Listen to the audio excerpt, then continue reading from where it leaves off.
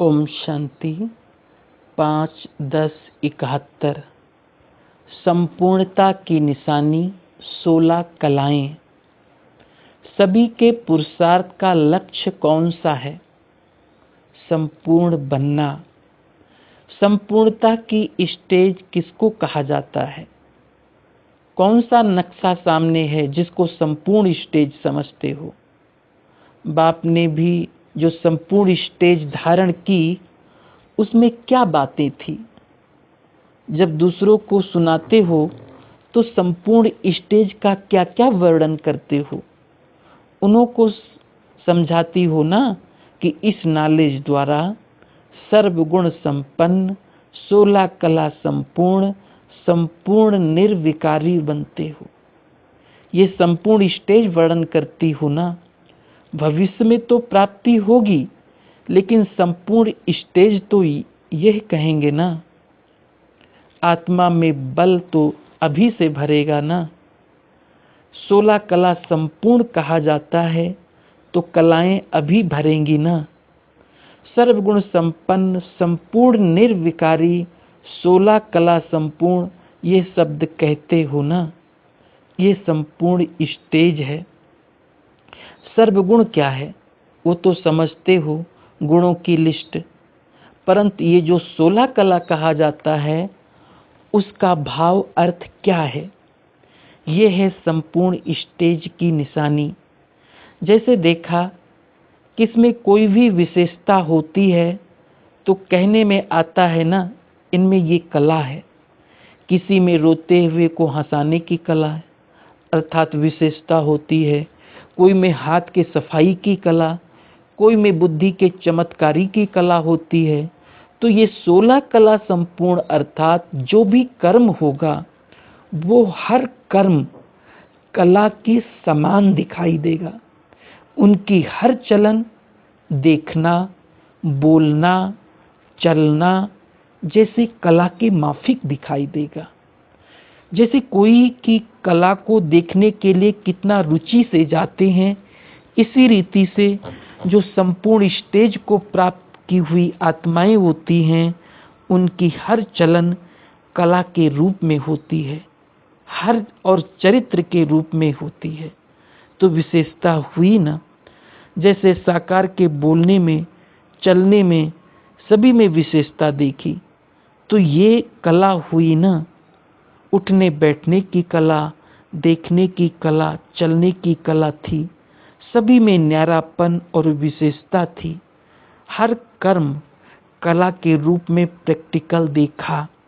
तो 16 कला अर्थात हर चलन संपूर्ण कला के रूप में दिखाई दे, इसको कहते हैं 16 कला संपूर्ण। तो संपूर्ण स्टेज की निशानी यही होगी जो उनका हर कर्म कला के माफिक दिखाई देगा, अर्थात उसमें विशेषता होगी। इसको कहते हैं संपूर्ण स्टेज। तो 16 कला संपूर्ण बनने का जो लक्ष्य रखा है, उसका स्पष्टीकरण यही है। ये चेक करना चाहिए कि मेरे देखने में कला है, मेरे बोलने में कला भरी हुई है। वैसे कहते हैं कला काया ही चट हो गई है, तो कला एक अच्छी चीज होती है।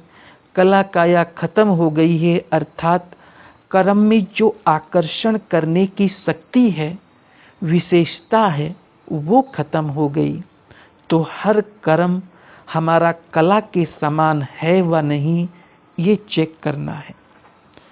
जैसे कोई बाजीगर होते हैं तो वो जितना समय बाजी दिखाते हैं, उतना समय हर कर्म कला के रूप में दिखाई देता है। चलते कैसे हैं, चीज कैसे उठाते हैं, वो सभी कला के रूप में नोट करते हैं।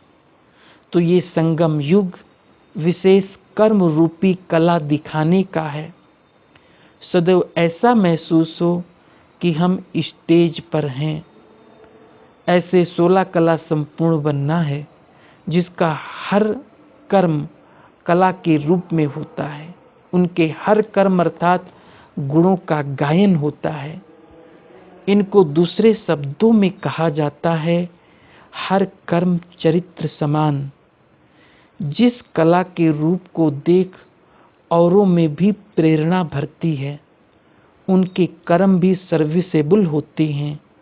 जैसे कोई कला दिखाते हैं तो कला कमाई का साधन होता है, इसी रीति से वो जो हर कर्म कला के रूप में करते हैं, उनके वो कर्म अखुट कमाई के साधन बन जाते हैं और दूसरों को आकर्षण करते हैं।